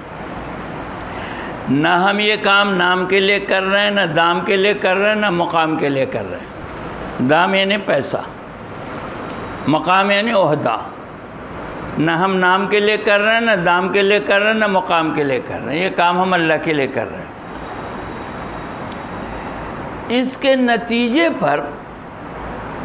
نتیجے پر ہمارا اجر موقوف نہیں ہے، ہمارا اجر ہماری محنت اور نیت پر موقوف ہے۔ اس کے نتیجے پر کام ہوا کہ نہیں ہوا، عمرہ کی تمام مسجدوں کے دروازے کھلے یا نہیں کھلے، عمرہ کے تمام لوگ ہماری تائید میں آئے یا نہیں آئے، ہماری اکثریت بڑھی کہ نہیں بڑھی، ہم اقلیت میں ہی ہیں، اس کے نتیجے پر ہمارا اجر موقوف نہیں ہے۔ ہمارا اجر ہماری نیت اور ہماری محنت پر ہے۔ جب ہم اللہ کے لیے کام کر رہے ہیں تو ہم کو دل چھوٹا کرنے کی کیا ضرورت ہے؟ اس کی کامیابی اور ناکامیابی پر جانے کی ضرورت کیا ہے؟ کام ہوگا تب بھی ہم کو اجر ملے گا ہماری نیت اور محنت پر، اور کام نہیں ہوگا تب بھی ہم کو اجر ملے گا۔ خدا نہ خواستہ اللہ نہ کرے پورے عمرہ کا کام ختم ہو جاتا ہے اور کہیں سے ہم کو تائید نہیں ملتی ہے، لیکن ہماری نیت صحیح ہے، ہماری محنت صحیح ہے، تو ہم کو وہی اجر ملے گا جو کام ہوتا تو اجر ملتا۔ بعض انبیاء علیہ السلام قیامت میں اس طرح کھڑے ہوں گے کہ ان کے ساتھ ایک آدمی نہیں ہوگا، ان کی عظمت میں، ان کی عزت میں، ان کے مقام میں، ان کے رفعت نبوت میں بال برابر کا فرق نہیں آئے گا۔ تو کام کسی شہر میں، کسی ضلع میں، کسی علاقے میں، ملک میں، عالم میں ہو یا نہ ہو، اس پر اللہ تعالیٰ کے یہاں سے اجر مرتب نہیں ہوتا، بلکہ اجر مرتب ہوگا نیت اور محنت پر۔ ہماری نیت ہے کہ اللہ کا دین بلند ہو جائے، ہماری نیت ہے کہ اللہ کا دین بلند ہو جائے، اور ہم اللہ کے دین کو بلند کرنے کے لیے کام کر رہے ہیں۔ ہماری نیت ہے کہ اللہ کا دین ہر کچے پکے مکان میں داخل ہو جائے۔ اگر 1000 سال کے بعد بھی اگر دین دنیا میں پھیلے گا تو میرا نام اس میں لکھا جائے گا کہ اس کی نیت تھی 1000 سال پہلے، اور اس کی محنت بھی تھی، اس کی کوشش بھی تھی کہ ہر کچے پکے مکان میں دین داخل ہو جائے۔ اور یہ نبی صلی اللہ علیہ وسلم کی بات ہے کہ ایک دن آئے گا کہ ہر کچے پکے مکان میں یہ دین داخل ہوگا۔ تو دین تو ہر کچے پکے مکان میں داخل ہونا ہی ہے، چاہے میرے زمانے میں ہو، چاہے 1000 سال بعد ہو، اور یہ ہماری نیت پر ہے۔ ہم نے نیت یہ کیا ہوا ہے کہ ہم پوری دنیا میں دین کو پھیلا کے دم لیں گے، اور ہر کچے پکے مکان میں دین کو پھیلا کے دم لیں گے، یہ ہم نیت کیے ہوئے ہیں، اور اس نیت کے مطابق ہم تھوڑا تھوڑا چلنا شروع کرتے ہیں۔ شروع کریں گے ہم اپنی مسجد سے، شروع کریں گے اپنے علاقے سے، ہم اپنے علاقے سے شروع کر رہے ہیں، اپنی مسجد سے شروع کر رہے ہیں، اور نیت یہ ہے کہ پوری دنیا میں دین کو پھیلا کے دم لیں گے، اور ہر کچے پکے مکان میں دین کو داخل کر کے دم لیں گے۔ تو انشاءاللہ ثم انشاءاللہ ہماری نیت اور محنت پر ہم کو اجر پورا پورا ملے گا، چاہے دین پھیلے نہ پھیلے، اس لیے کہ دین کا پھیلانا نہ میرا کام ہے، نہ دین کا پھیلنا ہماری محنت سے ہے، یہ اللہ کے امر سے ہے، اللہ کے فیصلے سے۔ اس لیے اس میں مایوس ہونے کی کوئی بات نہیں ہے، فلاں جگہ کام نہیں ہو رہا، فلاں جگہ کام نہیں ہو رہا، یہاں تائید نہیں ہو رہے، یہاں نصرت نہیں ہو رہے، یہاں منع کر دیا، وہاں سے نکال کے دیا، وہاں بند کر دیا۔ یہ تو ہوا، تمام نبیوں کے ساتھ ہوا ہے، جن کے ساتھ اللہ کی قدرت تھی، جن کے ساتھ اللہ کی طاقت تھی، جن کے ساتھ اللہ کی مشیت تھی، تمام انبیاء علیہ السلام کے ساتھ رکاوٹیں آئی ہیں، اور ان رکاوٹوں کو اللہ دیکھ رہا ہے، ان رکاوٹوں کو اللہ سن رہا ہے۔ اللہ پاک قرآن میں خود فرماتا ہے کہ میں ہدایت دینے پر آؤں تو بیک وقت سب کو ہدایت دے دوں، میں ہدایت دینے پر آؤں تو بیک وقت سب کو ہدایت دے دوں۔ تو اللہ تعالیٰ نے ہدایت کی محنت نبیوں سے کیوں کرائی، اور نبیوں کو اتنا مشقت اور مجاہدے میں کیوں ڈالا؟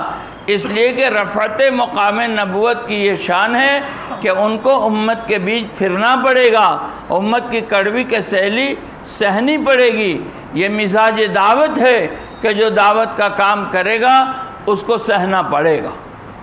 اسی لیے کہا ذالک من عزم الامور، یہ مردانوں کا کام ہے، یہ عزیمت والوں کا کام ہے، یہ ہمت والوں کا کام ہے، یہ بزدلوں کا کام نہیں ہے، یہ ڈرنے والوں کا کام نہیں ہے، یہ عزیمت والوں کا کام ہے، جمنے والوں کا کام ہے، یہ بزدلوں کا کام نہیں ہے، مردوں کا کام ہے، مردوں کا کام، ہمت والوں کا۔ تو آدمی کو ہمت کر کے رہنا ہے، مایوس نہیں ہونا ہے، مایوسی تو کفر ہے۔ جو کام میرے ذمے نہیں ہے اس کام کو ہم اپنے ذمے لیتے ہیں، اور جو کام میرے ذمے ہے اس کام کو ہم اللہ کے ذمہ کرتے ہیں۔ یہ ہماری غلطی ہے، یہ غلط فہمی، یہ دھوکہ ہے۔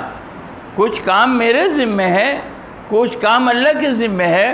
جو میرے ذمے ہے وہ بہت تھوڑا ہے، اور جو اللہ کی قدرت میں ہے وہ بہت زیادہ ہے۔ ہمارے ذمے کیا ہے؟ ہمارے ذمے یہ ہے محبت سے، پیار سے، حکمت سے، حسن اسلوبی سے، سنت اور شریعت کے مطابق بات کو پہنچا دینا، یہ ہمارے ذمہ ہے۔ بس اتنے ہی ہمارے ذمہ ہے۔ ہمارے ذمہ نتیجہ نہیں ہے، اس مسجد میں کام نہیں ہوا، اس مسجد میں کام نہیں ہوا، وہاں نہیں ہوا، یہاں نہیں ہوا، وہاں گشت نہیں ہوا، وہاں تعلیم نہیں ہوئی، وہاں سے روزہ نہیں نکلا، چلہ نہیں نکلا، یہ ہمارے ذمہ ہے ہی نہیں۔ ہمارے ذمہ حسن تدبیر کے ساتھ، سنت اور شریعت کے مطابق، حکمت سے، پیار سے، محبت سے بات کا پہنچا دینا ہے۔ باقی کہاں سے نتیجہ نکلے گا اور کیسے نتیجہ نکلے گا، یہ اللہ کے ذمہ ہے۔ اپنی سستی سے، اپنی کاہلی سے، اپنی کم ہمتی سے، اپنی بزدلی سے کام کو چھوڑ دینا، یہ غلط ہے۔ یہ غلط ہے کہ ہم کو ہمت نہیں ہوئی، یا ہم سست پڑ گئے، یا ہم گھبرا گئے، یا ہم ڈر گئے۔ نہیں، ہم ہمت کے ساتھ، خوش دلی کے ساتھ، خوش مزاجی کے ساتھ، سنت اور شریعت کے مطابق نرمی اور پیار محبت سے ہم بات پہنچا دیں گے، چاہے اس کا نتیجہ جو نکلے۔ انبیاء علیہ السلام کی محنت سے 100% ہدایت نہیں پھیلی تو ہماری محنت سے کیسے پھیل جائے گی؟ انبیاء علیہ السلام کی محنت سے گھر کے لوگ نہیں مانے، اللہ تعالیٰ نے اس کو قرآن کریم میں بیان کر کے اور نبی صلی اللہ علیہ وسلم کی حیات مبارکہ میں دکھلا کر کے قیامت تک کے آنے والی امت کو سمجھا دیا کہ یہ سب حالات ہوں گے، یہی ہے سیرت کی روشنی میں کام کرنا۔ نبی صلی اللہ علیہ وسلم کے گھر والے آپ کے مخالف ہوئے، یعنی اس کام کو کرو گے تو ہو سکتا ہے تمہارے گھر والے بھی مخالف ہو جائیں۔ یہ دکھایا کہ ایسا ہوگا، نبیوں کے ساتھ ہوا تو تمہارے ساتھ بھی ہوگا۔ اس سے گھبرانا مت، گھبرانا مت۔ ہر جگہ سے تائید ملے گی ضرورت نہیں ہے، ہر جگہ سے نصرت ملے گی یہ ضروری نہیں ہے، ہر جگہ لوگ کھڑے ہو جائیں گے یہ ضروری نہیں ہے، بلکہ اللہ جس کو جائیں گے کھڑا کریں گے، ہمارا اجر ہماری نیت اور ہماری محنت پر ہے۔ اس لیے گھبرانے کی ضرورت نہیں ہے، اتار چڑھاؤ تو ہوتا رہتا ہے۔ اللہ کا بڑا کرم، اللہ کا بڑا احسان، اللہ کا بڑا فضل کہ ہمارے ضعف اور کمزوری کو دیکھتے ہوئے اللہ نے کام کی شکلوں کو پھر سے وہاں پہنچا دیا ہے جہاں پر ہم کام چھوڑے ہوئے تھے۔ شکلیں پہنچ گئی ہیں، اس میں رنگ بھرنا باقی۔ دنیا کے تقریباً 100 ملکوں میں پھر سے دوبارہ کام شروع ہو گیا ہے جہاں کام ہو رہا تھا۔ اکثر مساجد کے دروازے کھلے، اکثر ملکوں کی جماعتیں پڑوس میں آ رہی ہیں۔ ہمارے ہاں تو مشکلات ہیں، اور ملکوں میں جماعتیں جا رہی ہیں الحمدللہ، اور لوگوں کی تائید، لوگوں کی نصرت، لوگوں کا ساتھ، کہ ملکوں میں لوگ جب مشورے میں ہم لوگ بیٹھتے ہیں تو بات آتی ہے کہ کن کن ملکوں میں کیا کیا کام ہو رہا ہے۔ ابھی امریکہ کا اجتماع ہوا الحمدللہ، 5000 لوگ جمع ہوئے امریکہ کے اجتماع میں، اللہ کے فضل سے۔ لاک ڈاؤن بھی ہے، کرونا بھی ہے، یہ بھی ہے، وہ بھی ہے، 5000 لوگ جمع ہوئے، اور تقریباً 100-125 جماعتوں کی ترتیب بنی۔ کچھ نقد نکل گئے اور کچھ نکل رہے ہیں، ان کی تاریخیں طے ہیں۔ اسی طرح سے اور ملکوں میں بھی جوڑ بھی ہو رہے ہیں، اجتماع بھی ہو رہا ہے، جماعتیں بھی جا رہے ہیں، تو کام اپنی پرانی شکل پر آ گیا ہے۔ بس یہ ہے کہ اب یہ دھیرے دھیرے چلنا شروع کیا ہے۔ یہ لاک ڈاؤن کی وجہ سے متاثر ہوا ہے، ورنہ مستقل اسفار ہو رہے ہیں اور جماعتیں بن رہی ہیں۔ 3-3 لاکھ خرچے کی جماعتیں بن رہی ہیں، لاکھ کے خرچے کی جماعتیں، 2 لاکھ کے خرچے کی جماعتیں دنیا کے ملکوں میں جہاں جہاں کورونا کی وجہ سے راستے بند تھے اب کھل رہے ہیں۔ تو یہ ہمت کی بات ہے، ہمت کی بات ہے۔ میں تو اس لیے یہ عرض کر رہا ہوں کہ نبی ہوا تو میرا کیا گیا، میرا کچھ بھی نہیں گیا، اس میں مایوس کیا ہونا ہے۔ اللہ نے ہم کو تھوڑی اس کا مکلف بنایا ہے کہ پوری دنیا والوں کو ہدایت کیوں نہیں بانٹ دیا۔ کوئی نبی ہدایت بانٹنے کے لیے نہیں آئے، اور نبیوں کو کیسے کیسے تکلیفیں مشقتیں اٹھانی پڑی۔ ہمارے ساتھ تو وہ بات بھی نہیں ہے، ہم تھوڑی سی ہمت کریں گے دروازہ۔ ابھی ہم لوگوں کا سفر ہوا ہے کئی اضلاع کا، ابھی آ رہے ہیں کئی اضلاع کا سفر کر کے، کیا آپ کو کارگزاری بتاؤں، عجیب کارگزاری ہے۔ اور اسی کو روشنی میں نے بات کی ہے، جو سفر کیا ہے اس کی کارگزاری کی روشنی میں بات کیا ہے۔ ایسی گھنگھور گھٹا گھر کے آتی تھی کہ لگتا تھا کہ بس اب برس گیا، اب برس گیا، اب کیا ہو جائے گا، اب کیا ہو جائے گا، ہم لوگ پہنچنے سے پہلے۔ اور جیسے ہم لوگ پہنچے سب صاف، کہیں ایک جگہ بھی ہمارے مجمع میں، اجتماع میں، مجلس میں کسی ایک آدمی نے آ کے نہیں کہا ہوگا کہ یہ کیوں ہے، یہ کیسے۔ جیسے جیسے ہم لوگ بڑھتے گئے راستہ کھلتا گیا، کھلتا گیا، کھلتا گیا، اور ڈر کے سہم کے رک جاتے تھے، رک جاتے، وہیں راستہ بند رہتا۔ ہم لوگ چلتے گئے راستہ کھلتا گیا، چلتے گئے راستہ کھلتا گیا، ہر جگہ سے نقد جماعتیں نکلی، ہر جگہ سے۔ اور ایک خاص بات یہ جو میں نے علماء کی بات کہی اور شروع کی، ہر جگہ علماء سینہ تان کے کھڑے ہو گئے، کام میرا ہے، ہم کریں گے، جس کو پوچھنا ہے مجھ سے پوچھو، جس کو سمجھنا ہے مجھ سے سمجھو، جس کو کوئی اعتراض ہے وہ ہم سے آ کے ملو۔ اور بڑے بڑے علماء، معمولی علماء نہیں۔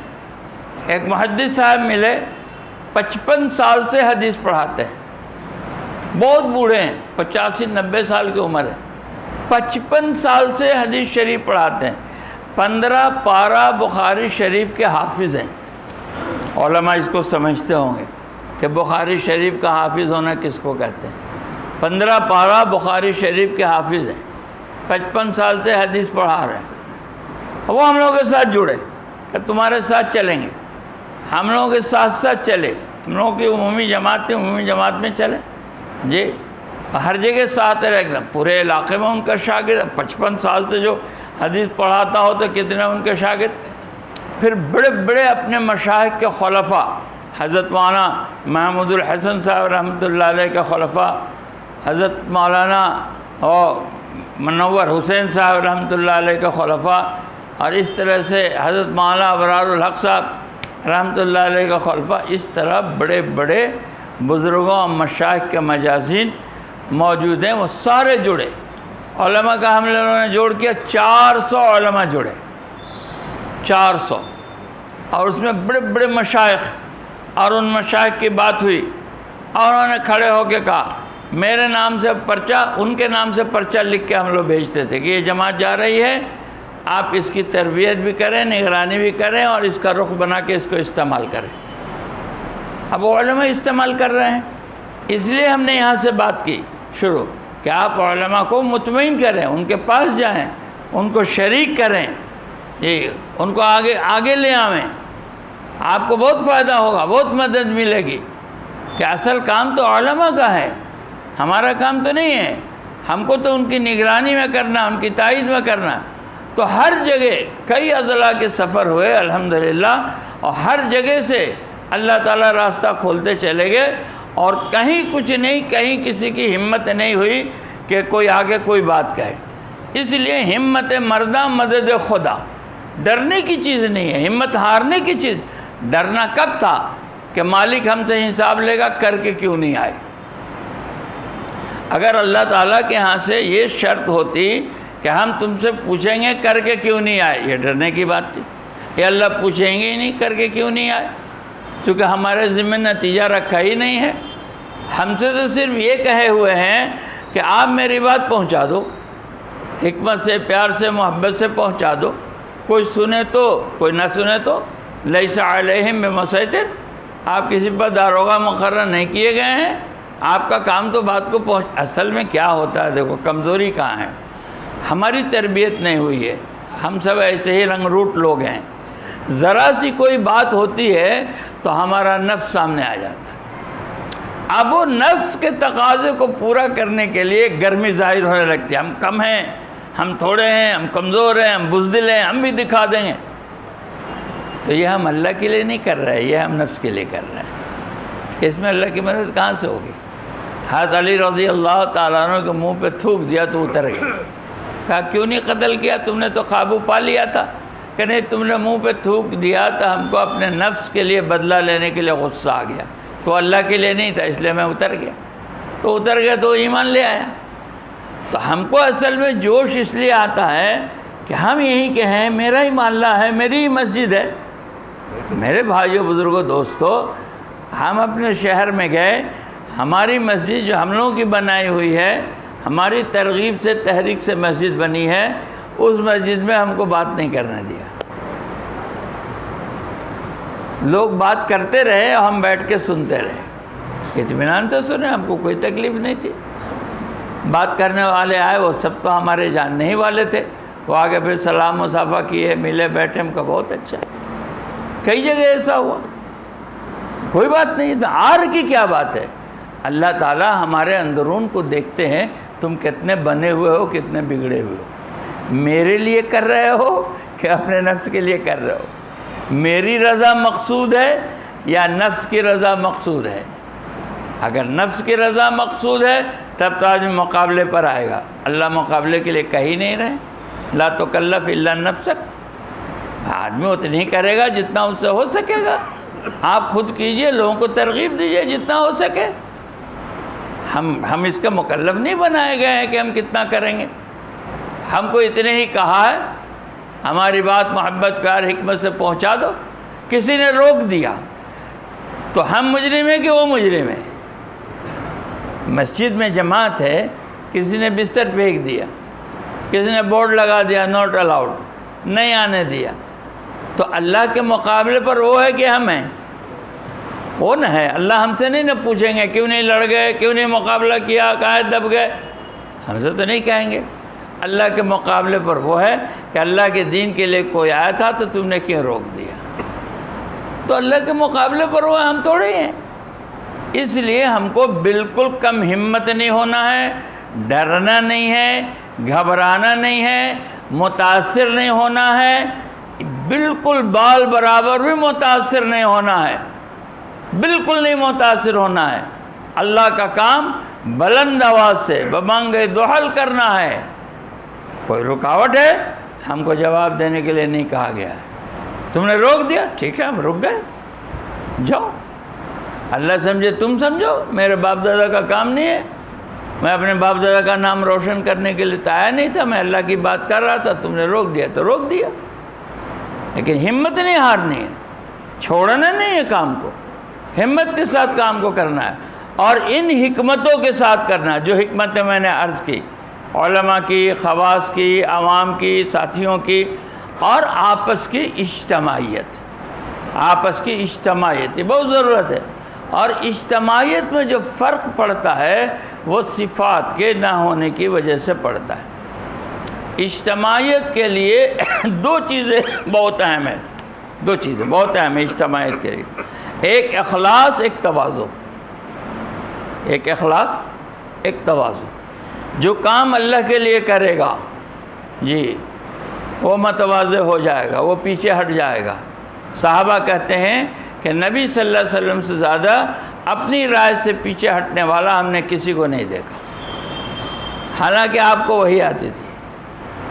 نصوص میں صحابہ پوچھتے تھے نصوص ہے کہ نہیں نصوص نہیں ہے، رائے دینا ہاں رائے دو. تو صحابہ رائے دیتے تھے اور قوت سے رائے دیتے تھے. حضور کے مقابلے پر صحابہ کی رائے ہوتی تھی اور حضور صحابہ کی رائے قبول کرتے تھے اور اپنی رائے سے پیچھے ہٹ جاتے تھے.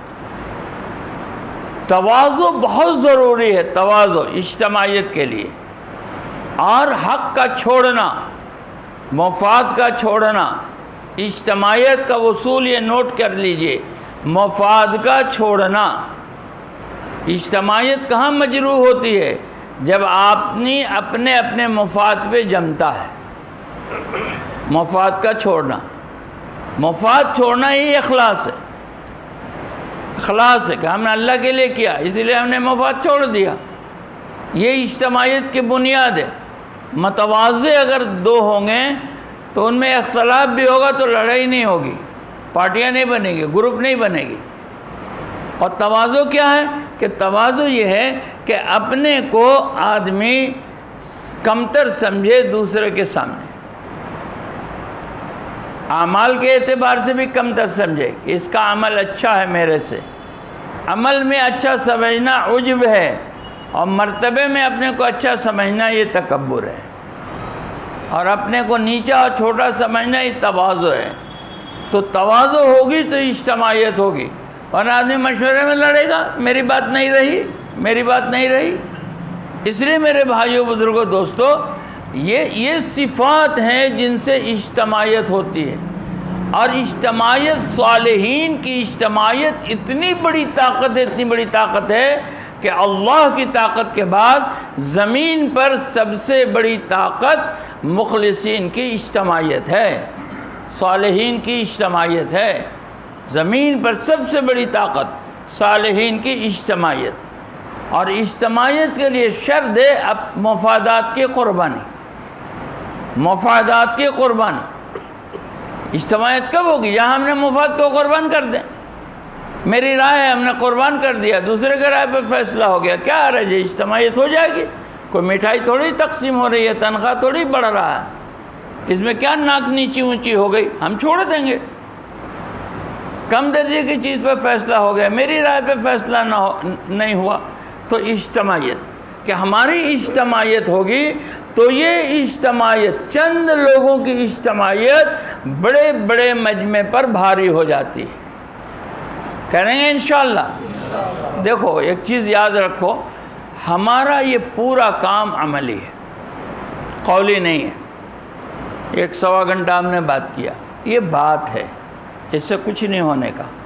آپ باہر نکلو گے، آپ 1-1.25 گھنٹے میں سب بھول جاؤ گے کیا بات ہوئی. ہو سکتا ہے 2-4 باتیں یاد رہ جائیں. یہ بات ہے، باتوں سے کچھ ہی نہیں ہوتا. جب اس پر عمل ہوگا تو کچھ ہوگا. 4-5 پوائنٹ ہم نے گنوائے ہیں، جیسے علماء کا اعتماد. تو یہ عملی کام ہے یا بات ہے؟ اس کی جماعت بناؤ، مشورے میں طے کرو بدھ کے، علماء سے ملاقات، ایک جماعت جا کے ان سے ملے، 2 جماعت جا کے ملے، یا اپنی مسجد کے علاقے میں جو علماء ہیں، جو مسجد کے امام صاحب ہیں، ان سے ہم ملے.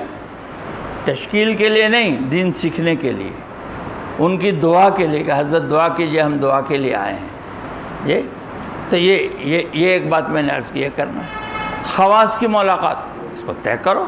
جو بااثر لوگوں شہر کے، ان کو مطمئن کرنا اپنے کام کی طرف سے، یہ ایک ہے. یہ بدھ کے مشورے میں آپ طے کرو، اس کو کرو.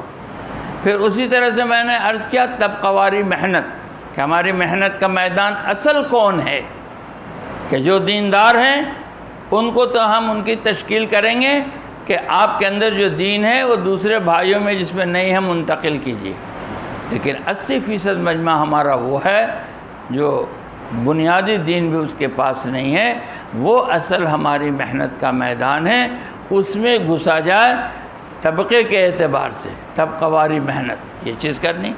پھر میں نے عرض کیا اس کی قبولیت کے لیے اضطراب، بے چینی، مستر ہونا اور رونا، اس پر کتنا عمل ہو رہا ہے؟